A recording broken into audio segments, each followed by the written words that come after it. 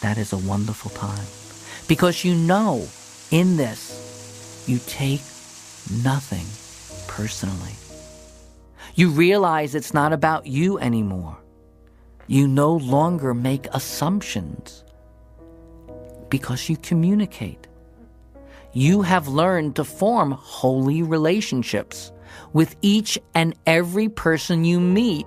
You realize it's a holy encounter. It's an opportunity for you to recognize, are you in the right mind, peaceful, loving, sharing together, or are you in the wrong mind?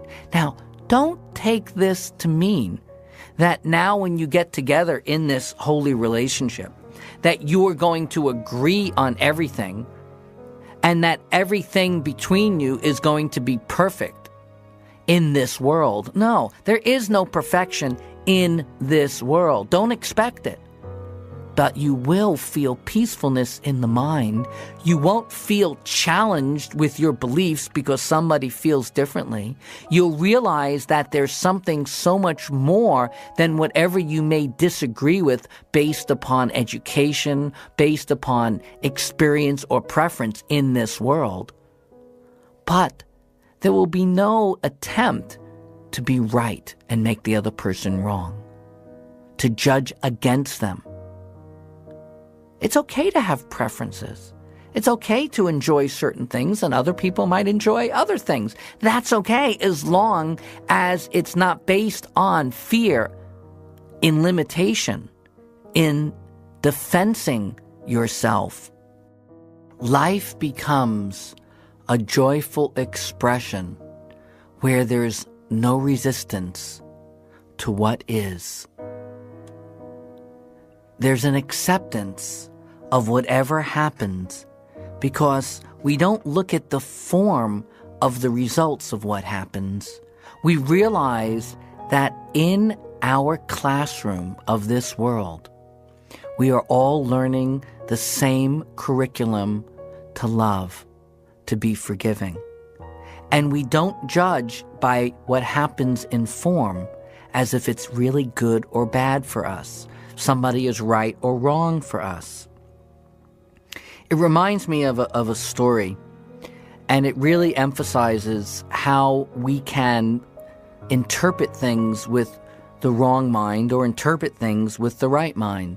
And it's a very famous story of a farmer in China who was in a very rural area of China, and it was a lot of farming in that area, and he was considered a very wealthy man because he had a horse and others didn't. And so he was able to plow his fields and be much more successful because of it. But one day, his horse ran away. And everybody in the town moaned, "Oh, this is so horrible and terrible. We feel so bad for you." And the old man, the farmer who had this horse, said, "Maybe, maybe not." And then a week went by, and the horse that had ran away had found some wild horses and came back to the farmer and brought with him 2 other horses. And everybody in the village went and, "Oh my gosh, look at this great prosperity, this great good fortune that's happened about him." Everybody cheered and came to the farmer and cheered even more. And the farmer said, "Maybe, maybe not." And as time went by, the farmer's son then took one of these wild horses and into a corral, trying to tame him so that he can use him for farming. And while he was on the horse trying to tame him, he fell from the horse hard and broke his leg right before harvest time. And the farmer now didn't have the strong arms of his son to help him harvest. And everybody in the village was now concerned, "Oh, what a horrible, terrible thing that happened. You're all of a sudden, we don't know, your crops could rot. You won't be able to harvest them all without him." And the farmer said, "Maybe, maybe not." A few days went by, and all of a sudden, some of the emperor's soldiers came into town, and they were about to go to war with a neighboring region. And they put into subscription all of the young men of a certain age to go off to fight this war. But because the farmer's son had a broken leg, he couldn't go, and he stayed behind. And everybody in the village looked at his good fortune that his son would then be there and not be killed in the war. And the farmer said, maybe, maybe not. You see, when you realize in this world that what happens in form only has the meaning you give it. When you learn to look through and you've developed an understanding at deep level where you're connected, you don't take anything in this world seriously. It is what it is. You accept it for what it is. And you don't have to get all emotional either in a positive way or in a negative way. You feel a sense of evenness, quiescence. I remember when I had a friend who was in this horrible car accident. He broke both of his legs, his arms, a couple of ribs, and his head. And it was a very dangerous situation because he rushed into the emergency room and he was in physically bad shape.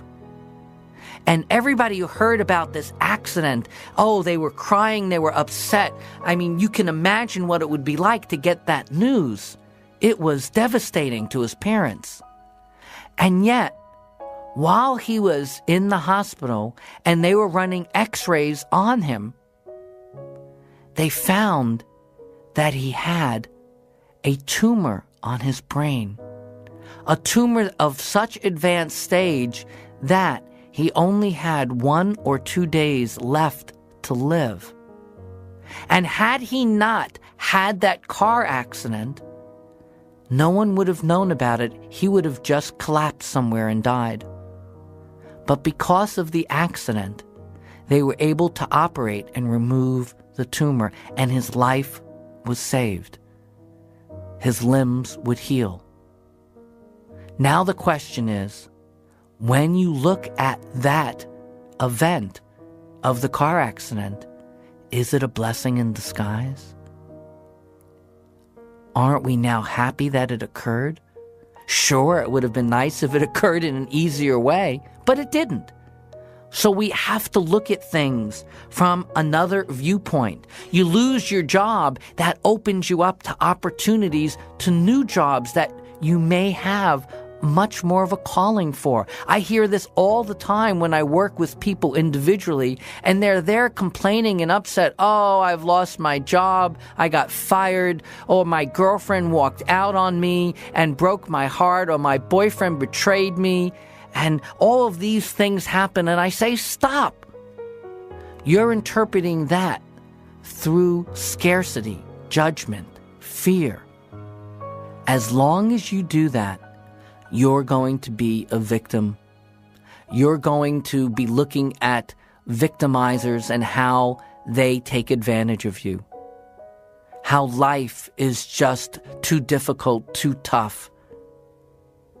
Yet, without fail, if you look at the longer term and take a chance and look inside yourself when you lost that job, isn't it interesting how very often within a few months or sometimes a few years, that later on you end up finding something that you enjoy doing even more, or it takes you to meet other people that you never would have met, or now you learn new skills that teach you other abilities that are helpful in your life in ways you never imagined.